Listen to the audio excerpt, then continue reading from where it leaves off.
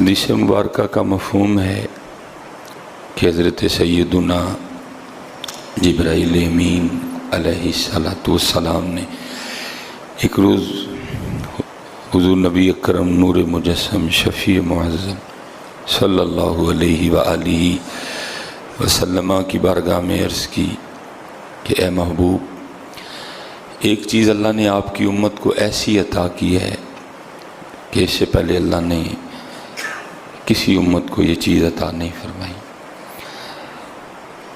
اب کوئی سے یہ نہ سمجھے کہ حضور نبی علیہ السلام کو پتہ ہی نہیں تھا، پتہ تھا، کیونکہ اصل مقصد ہوتا تھا بات ہم تک پہنچانا۔ اگر جبرائیل امین علیہ السلام بات ہی نہ کرتے تو بات ہم تک کیسے آتی ہے؟ عرض کی محبوب، ایک چیز ایسی عطا کی ہے جو اس سے پہلے کسی امت کو عطا نہیں کی گئی۔ تو حضور نبی علیہ السلام نے فرمایا جبرائیل امین علیہ السلام، اے جبرائیل کیا؟ تو جبرائیل امین علیہ السلام عرض کرتے ہیں محبوب، جو اللہ نے قرآن میں کہا ہے نا فَاذْكُرُونِي أَذْكُرْكُمْ، تو میرا ذکر کر میں تیرا چرچا کروں گا۔ ٹھیک ہے، دوسرا پارہ سورہ بقرہ، فَاذْكُرُونِي أَذْكُرْكُمْ، تو میرا ذکر کر میں تیرا چرچا کروں گا۔ یہ صرف آپ کی امت کو کہا، اس سے پہلے کسی کو نہیں کہا ہے۔ لیکن دکھ کی بات یہ ہے ہم تو بھول گئے۔ فَاذْكُرُونِي، تو میرا ذکر کر، اذکرکم، میں تیرا چرچا کروں گا۔ اس لیے حضرت راج ذکر کر لو آج، بگڑیاں بن جائیں گی، معاملے سور جائیں گے سارے۔ میں آپ کو سچ کہہ رہا ہوں، ذرا فَاذْكُرُونِی کا مزہ لے کے تو دیکھو حضرت، پھر اذکرکم کا مزہ بھی لینا حضرت، دونوں کا اپنا اپنا مزہ ہے حضرت۔ یہ لوگ کہتے ہیں نا جی وہ داتا صاحب داتا صاحب، اصل میں ساری زندگی فَاذْكُرُونِی رہا حضرت، اور اب جو آپ وہاں دیکھ رہے ہیں نا وہ اذکرکم ہے حضرت۔ ہم تو اتنے بے حس لوگ ہیں، ہمارے پاس تو اپنے والدین کے لیے ٹائم نہیں ہے، تو داتا کون جاتا ہے حضرت؟ جاتا کوئی نہیں، وہ بھیجتا جاؤ وہاں پہنچو، تاکہ میں لوگوں کو دکھاؤں جو اپنی زندگی میں میرے اور میرے محبوب سے وفا کرتا ہے تو ہم بھی پھر اس کو اس طرح عزتیں دیا کرتے ہیں۔ یہ فَاذْكُرُونِی أَذْكُرْكُمْ، سب ٹھیک ہو جائے گا حضرت، صرف فَاذْكُرُونِی کا رنگ لائیں حضرت۔ میں اس دن بھی پروگرام میں کہہ رہا تھا، یہ کوشش کیا کریں حضرت جی، دعا کسی سے لیں یا نہ لیں، لیکن کسی سے بد دعا نہ لیا کریں حضرت، یہ میری بات یاد رکھیں۔ دعا لیں نہ لیں وہ ایک علیحدہ ایشو ہے، لیکن کوشش کیا کریں کسی سے بد دعا نہ لیا کریں۔ وہ لکھا ایک دن نا منصور امام مالک کے پاس آیا، آ کے عرض کرتا ہے حضرت میرے لیے دعا کریں۔ فرمایا میں تو دعا کر دوں گا، لیکن جو سارا دن تو غریبوں کی بد دعائیں لیتا ہے میں اس کا کیا کروں حضرت؟ یہ دھیان رکھنا، دعا لینا نہ لینا وہ ایک علیحدہ ایشو ہے، لیکن بد دعا نہ لینا کسی کی۔ حضرت جی اللہ معاف فرمائے، ہم سارے وہ بیٹھے ہیں کہ جو گھر سے باہر ہے وہ تو باہر رہا حضرت، ہمارے گھر میں بڑی ایسی چیزیں ہیں جو روز اللہ کی بارگاہ میں ہماری شکایت کرتی ہیں۔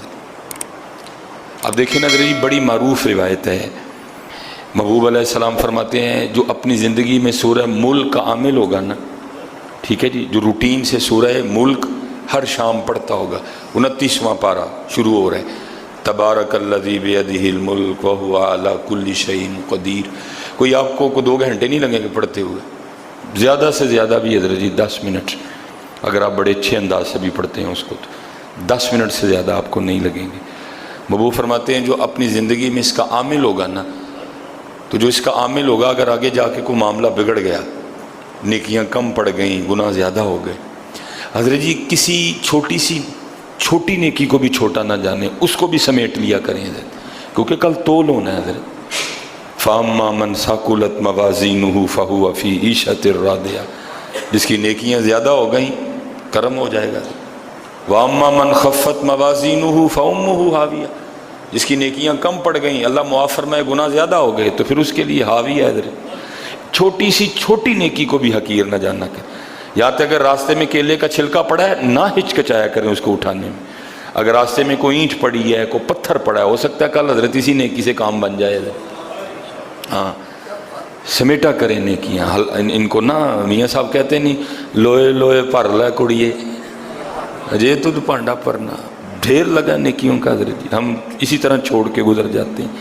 ایک ایک نیکی کو قیمتی جانو حضرت، ہو سکتا ہے کل کس سے بات بن جائے حضرت۔ حدیث پاک کا مفہوم ہے اگر کو رہ گیا نا، بات نہ بن سکی، تو اگر وہ شخص سورہ ملک کامل ہوا، سورہ ملک پڑھنے والا ہوا، تو پھر کیا ہوگا؟ بابو فرماتے ہیں سورہ ملک اللہ کی بارگاہ میں اس بندے کے لیے نہ جھگڑا کرے گی، یا اللہ یہ تو مجھ سے زندگی میں پیار کرتا تھا، یہ تو روز میری تلاوت کرتا تھا، تبارک الذی بیدہ الملک وہو علی کل شیء قدیر، یہ تو روز مجھے پڑھتا تھا، الذی خلق الموت والحیاۃ لیبلوکم ایکم احسن عملا وہو العزیز الغفور، یہ تو روز مجھے پڑھتا تھا، اب یہاں تو اس کو معاف کر، یا پھر اس طرح کر مجھے قرآن سے نکال دے۔ اب ظاہر ہے اس کو تو نہیں نکالا جائے گا، وہ تو حصہ ہے قرآن کا۔ تو پھر محبوب فرماتے ہوگا کیا؟ صرف سورہ ملک کی تلاوت کی برکت سے اس بندے کو معاف کر دیا جائے گا۔ اچھا حضرت، اگر کل یہ معاملہ ہو سکتا ہے تو پھر آپ کے خیال میں آج نہیں ہوتا ہوگا؟ ہمارے گھر میں وہ جو سورہ یاسین پڑھی ہے، اس کو کبھی ہم نے کھول کے دیکھا ہی نہیں ہے حضرت، اس کے اوپر اتنی اتنی دھول پڑی ہے حضرت۔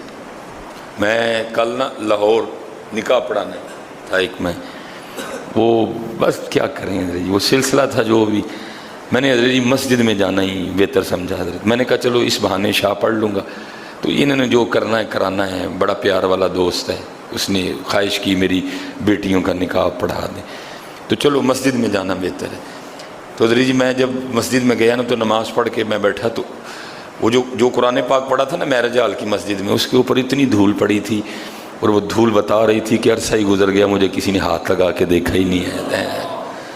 بہرحال وہ ارادہ تو یہ تھا کہ سورہ یاسین بھی پڑھی تھی، کچھ اور بھی پڑھا تھا کہ سب کی صفائی کرتا ہوں، لیکن اتنی دیر میں وہ احباب آ گئے جی نکاح کا ٹائم ہو، لیکن پھر میں نے وہ قرآن کریم کھول کے نا تو اللہ نے توفیق دی، میں نے سورہ ملک پڑھی۔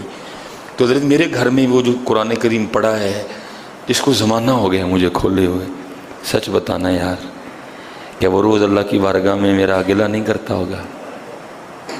جب وہ قرآن کریم دیکھتا ہوگا کہ بھائی موبائل چھوڑتا ہی نہیں، جیو چھوڑتا ہی نہیں، ایکسپریس چھوڑتا نہیں، اللہ سارا جھوٹ بول رہے ہیں، تو میں تو وہ ہوں جو ہو گیا وہ بھی بتاؤں گا، جو ہو رہا ہے وہ بھی بتاؤں گا، جو ہونے والا ہے وہ بھی بتاؤں گا۔ تابو کہ میں ابتدا میں اپنا تعارف کروا رہی ہوں، الف لام میم ذالک الکتاب لا ریب فیہ ھدی للمتقین۔